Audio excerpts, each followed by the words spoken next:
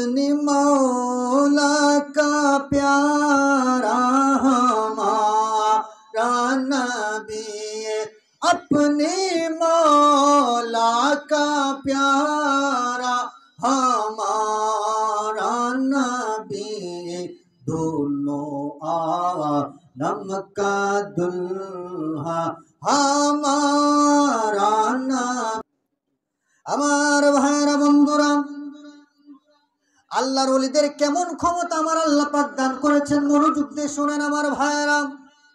হুজুর গাউসে পাক আব্দুল কাদের জিলানী আল গিলানী রাদিয়াল্লাহু তাআলা আনহু, ওনার নাম শুনি না এখানে কেউ নাই, আছেন নাকি? বড় পীর হুজুরের নাম শুনেন না কেউ আছেন? আছেন কেউ? আব্দুল কাদের জিলানী আল গিলানী রাদিয়াল্লাহু তাআলা আনহুকে আমরা চিনি না? আমরা সবাই মহব্বত করি কিনা? অলিকুলের সম্রাট যিনি, উচ্চ আওয়াজে বলুন সুবহানাল্লাহ।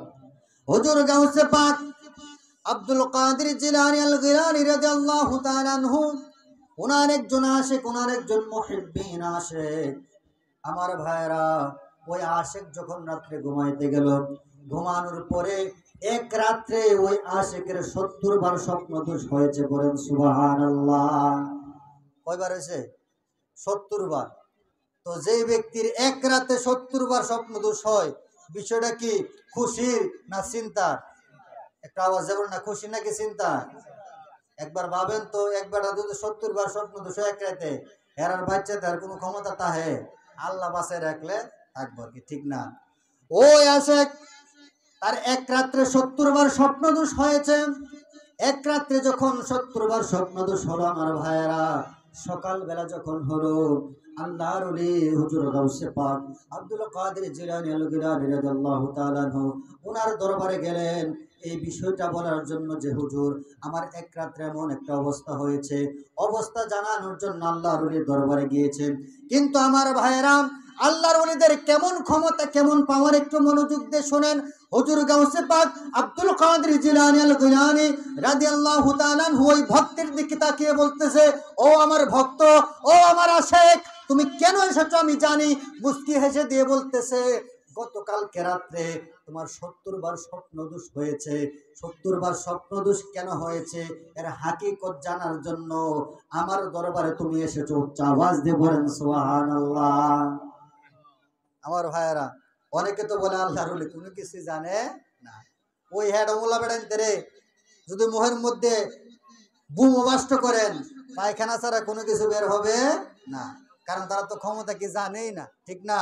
আল্লাহর ওলিদের ক্ষমতা কি, যারা আল্লাহর ওলিদের সংস্পর্শে থাকে, আল্লাহর ওলিদের সঙ্গে চলাফেরা করে, আল্লাহর ওলিদের নেক প্রস্তাবর্য নিয়ে থাকে, ওই ব্যক্তিরাই বুঝতে পারে, আশিকেরা বুঝতে পারে, পাগলেরা বুঝতে পারে। কথা বলেন ঠিক কিনা আমার ভাইয়েরা? হুজুর গাউসে পাক ওনার ভক্ত যাওয়ার আগে গিয়ে বলার আগে বলতেছে, তোমার গতকালকে রাত্রে 70 বার স্বপ্নদোষ হয়েছে, এর হাকিকত জানার জন্য আমার কাছে এসেছো, বলেন সুবহানাল্লাহ।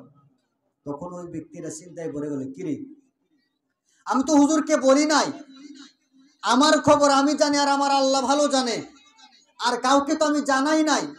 যে কাউকে জানাতাম, কেউ কি হুজুরকে বলছে, বা আমিও যদি হুজুরকে বলতাম।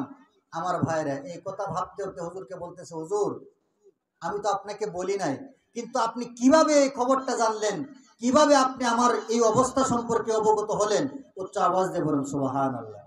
আমার যুবক ভাইরা, তখন আল্লাহর ওলি হুজুর গাউসে পাক আব্দুল কাদের জিলানী আল গিলানী রাদিয়াল্লাহু তাআলা আনহু তিনি বলতেছে, আমি যখন মুরাকাবা মুশাহাদার মধ্যে বসলাম, মুরাকাবা মুশাহাদার মধ্যে বসে আমি লাউহে মাহফুজের মধ্যে চলে গেলাম। লাউহে মাহফুজের মধ্যে গিয়ে যখন একটা একটা করে পাতা উল্টাইতে লাগলাম, যে লাউহে মাহফুজের মধ্যে আল্লাহর যত সৃষ্টি জগৎ রয়েছে, আল্লাহর যত সৃষ্টি রয়েছে, সকলের তকদিরের সবকিছু লেখা আছে। আমি তখন তোমার ওই তকদিরের বিষয়টা দেখতে পেলাম যে তুমি মৃত্যুর আগে 70 বার জিনার কাজ করে তুমি মৃত্যুবরণ করবে, পরে তোমার ঠিকানা জাহান্নাম হয়ে যাবে। উচ্চ আওয়াজে বলেন আল্লাহু আকবার। আল্লাহর ওলি হুজুর গাউসে পাক আব্দুল কাদের জিলানী তিনি বলতেছেন যে আমি যখন দেখলাম আমার আশিক, আমার মুরিদ সে 70টা জিনার কাজ করে সে জাহান্নামে চলে যাবে, তখন এই বিষয়টা আমার পছন্দ হয় নাই, আমার ভালো লাগে নাই। আমি সাথে সাথে সিজদায় পড়ে গেলাম, সিজদায় পড়ে আল্লাহর কাছে কান্নাকাটি করতে লাগলাম, ও আল্লাহ, আমার আশেক, আমার মুহিব্বিন, আমার পাগল জাহান্নামে যাবে 70টা জিনার কাজ করে। ও আল্লাহ, আমি তো এটা মানতে পারি না, ও আল্লাহ, আমি তো এটা মানতে পারি না, তুমি মাফ করে দাও। আমার উম্মত, আমার আশেককে আল্লাহ তুমি জান্নাত হিসেবে কবুল করো না, পড়েন সুবহানাল্লাহ। আমার ভাইরা, হুজুর গাউসে পাক আব্দুল কাদের জিলানী আল গিলানী রাদিয়াল্লাহু তাআলা আনহু তিনি যখন সিজদায় পড়ে তিনি আল্লাহর দরবারে কান্নাকাটি করতে লাগলেন। আল্লাহর দরবারে কান্নাকাটি করার পরে তখন আমার আল্লাহ পাক বললেন, ও আব্দুল কাদের, যাও যাও যাও, তোমার উম্মতের, তোমার যে আশেক রয়েছে তার আশেকের ঠিকানা জাহান্নাম থেকে জান্নাতি করে দিলাম, পড়েন সুবহানাল্লাহ। আল্লাহ পাক রব্বুল আলামিন 70টা জিনার বদৌলতে কি করলেন, তাকে 70 বার স্বপ্নদোষ দিলেন। স্বপ্নদোষ দিয়ে আল্লাহ পাক তাকে, ওই আশেককে মাফ করে তার ঠিকানা জান্নাতি বান্দা হিসেবে কবুল করে নিয়েছিলেন, পড়েন সুবহানাল্লাহ। তো আমার ভাইরা, আল্লাহর ওলিদের এই ক্ষমতা আছে না নাই? একটু আওয়াজ যেমন আছে না নাই? তো আমরা যে আল্লাহর ওলির দরবারে আইছি, আমরা মনে বড় ক্ষতি হয়েছে, একটা আওয়াজ যেমন ক্ষতি হয়েছে নাকি? আমরা বেশি বেশি আল্লাহর ওলির দরবারে আসবো, এসে আমরা জিকির আজকার করব।